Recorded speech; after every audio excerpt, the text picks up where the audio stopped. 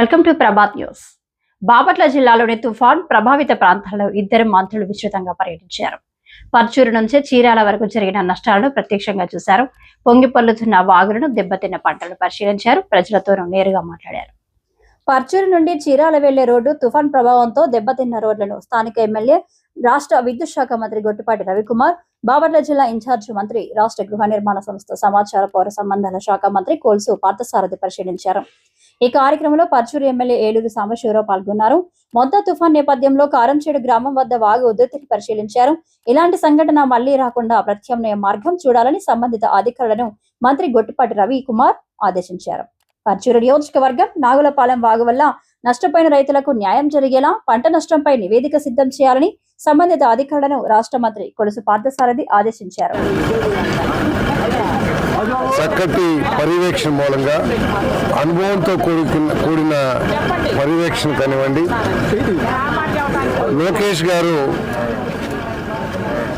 RTGS సెంటర్ని వేదికగా చేసుకుని పర్యవేక్షించడం కానీ, పంచాయతీల్లో సమస్యల్ని డిప్యూటీ సీఎం గారు పర్యవేక్షణ, వీటన్నిటి మూలంగా అధికారుల సహకారంతో సమన్వయంతో పనిచేయటం మూలంగా నష్టాన్ని చాలా వరకు తగ్గించగలిగామని చెప్పేసి మనం చేస్తాను. నేను ప్రాణ నష్టం రాష్ట్రంలో 0, ఇది చాలా గొప్ప విషయం అని చెప్పేసి నేను భావిస్తాను. ప్రత్యేకంగా పరుచూరులో ఊహించని విధంగా పై ప్రాంతాల్లో, ఎగువ ప్రాంతాల్లో కురిసిన అధిక వర్షాల మూలంగా 5,500 కెపాసిటీ ఉన్న పరుచూరు డ్రైనేజ్లోకి దాదాపు 10,000-11,000 వరద నీరు చేరటం అనేది ఒక ఇబ్బందికర పరిస్థితి ఇక్కడ ఏర్పడింది. అంతేకాకుండా దాదాపు నాకు తెలిసి నేను చూసినంత వరకు దాదాపు 10,000 ఎకరాల్లో ఈ ముంపు వచ్చిందని చెప్పేసి భావిస్తా ఉన్నాను. నిన్న చూసినప్పుడు మరి కలెక్టర్ గారు కానివ్వండి, మన మంత్రి గారు, రవి గారు, సాంబశివరావు గారు, వీళ్ళందరూ పర్యవేక్షణతో ఎక్కడ కావాలంటే అక్కడ రోడ్డుని బ్రేక్ చేసి అప్పటికప్పుడు సమస్యని పరిష్కరించగలిగారు. లేకపోతే ఇది చాలా తీవ్రంగా ఉండి తీవ్రమైన నష్టాన్ని కూడా ప్రజలకి కలిగించేదని చెప్పేసి భావిస్తా ఉన్నాను. ఏదైనా కూడా మరి నష్టపోయిన ఒక్క రైతును కూడా విడవకుండా ప్రతి సెంటు భూమిని కూడా ఎన్యూమిరేట్ చేసి వాళ్ళందరికీ కూడా నష్టపరిహారం అందిస్తామని చెప్పేసి కూడా నేను మనవి చేస్తాను. మరి ప్రజలు కూడా ఈ కార్యక్రమంలో ఈ తుఫాను పరిస్థితుల్లో ప్రభుత్వ సూచనలు అనుసరించి సహకరించారు. వాళ్ళకు కూడా నేను ధన్యవాదాలు తెలియజేస్తాను. మరి రైతులు వారికి ఎంత ఇది చేసినా కూడా ఆ నష్టాన్ని పూడ్చలేం, కానీ వారికి చేదోడుతో వాదోడుగా ఉంటుంది ఈ ప్రభుత్వం అని చెప్పేసి మాత్రం మనం చేస్తాం. పొగాకు కూడా మరి గత కొన్ని మాసాల నుంచి చూస్తూ ఉన్నాం. ప్రభుత్వం, మన శాసనసభ్యులు కానివ్వండి, మన రవి గారు ప్రత్యేకమైన కృషితో మరి 20 మిలియన్ కేజీల పొగాకుని కొనడానికి ప్రభుత్వం ఆర్థికంగా శాంక్షన్ చేసింది. అయినా కూడా ఇప్పుడు మళ్ళీ ఈ వరదల మూలంగా మరి పొగాకు రైతులు తీవ్రంగా నష్టపోయారు. ముఖ్యమంత్రి గారి దృష్టికి దీన్ని తీసుకువెళ్ళి వారి సహకారాన్ని, ప్రభుత్వ సహకారాన్ని తీసుకుని ఈ పొగాకు రైతులు కూడా ఆదుకుంటానికి మేమంతా కూడా కృషి చేస్తామని చెప్పేసి మనం చేస్తాం. చాలా పెద్ద ఎత్తున నష్టం జరిగింది.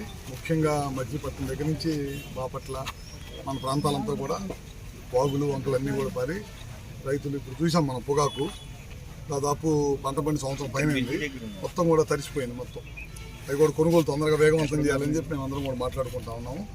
అదేవిధంగా దాదాపు ముఖ్యమంత్రి గారు కానీ, లోకేష్ గారు కానీ, పవన్ కళ్యాణ్ గారు అందరూ కూడా రియల్ టైంలో కూర్చొని అక్కడ కూర్చొని అందరినీ కూడా గ్రామాల్లో జరగమని చెప్పేసి ఎక్కడికక్కడ అప్రమత్తం చేయడం వల్ల ప్రాణ నష్టం కానీ, ఆస్తి నష్టం కానీ జరగకుండా జరిగిపోయింది. వ్యవసాయం మాకు సంబంధించి చాలా పెద్ద ఎత్తున నష్టం జరిగింది. వేసిన పొలాలన్నీ కూడా నీట ముందు చేతికి వచ్చిన పంట దెబ్బతింది. రైతులు పొగాకు పెట్టుకుంటే చాలా పెద్ద నష్టం జరిగింది. కొన్ని చోట్ల వాగులు అవన్నీ కొన్ని సంవత్సరాల కిందట చేసిన వాగులు అన్నీ పూడికబడి మొత్తం వాగులన్నీ పొంగి విపరీతంగా వచ్చినాయి. పల్నాడు పైనుంచి, చుట్టుపక్కల దగ్గర నుంచి, ఆ పైనుంచి వర్షం అంతా కూడా కింద పర్చూరు, కింద బాపట్ల ఇటంతా వెళ్ళిపోయిన వాటర్ బాగా నష్టం జరిగింది. అన్ని కూడా నివేదిక తయారు చేసి ముఖ్యమంత్రి గారి దృష్టికి తీసుకొని తప్పకుండా ఈ ప్రాంత రైతాంగాన్ని కూడా అందరినీ కాపాడుతారు. విద్యుత్తుకు సంబంధించి నష్టం జరిగింది. విద్యుత్తుకు సంబంధించి జిల్లాలో ఎంత నష్టం జరిగింది, లేకపోతే రాష్ట్ర వ్యాప్తంగా చాలా పెద్ద ఎత్తున స్తంభాలు పెట్టుకోవడం, కరెంటు లేకపోవడం ఇవన్నీ జరిగింది. గడిచిన 2 రోజుల నుంచి రాత్రికి మొత్తం రెక్టిఫై అయిపోయింది. అన్ని చోట్ల ఇళ్ళకి మొత్తం కరెంట్ ఇచ్చాం. ఇవాళ సాయంత్రం లోపల వ్యవసాయ కనెక్షన్లు కానీ అటుపక్క వెస్ట్ గోదావరి, ఈస్ట్ గోదావరి, అనకాపల్లి అటుపక్క మొత్తం విపరీతమైన గాడులు ఉన్నాయి. అక్కడంతా కూడా ఇవాళ సాయంత్రం లోపల మొత్తం ఇది వ్యవసాయానికి కానీ ఆక్వాకి కానీ అన్నిటి కూడా ఇచ్చేస్తారు.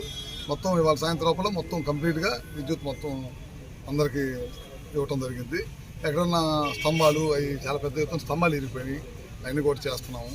చెట్లు పోయి ఇరిగిపోయి పడి వాటి పైన పడినాయి అంటే అవన్నీ కూడా చేసుకుంటూ వెళ్తున్నాం. ఇవాళ సాయంత్రం లోపల 100% మొత్తం కంప్లీట్ అయింది.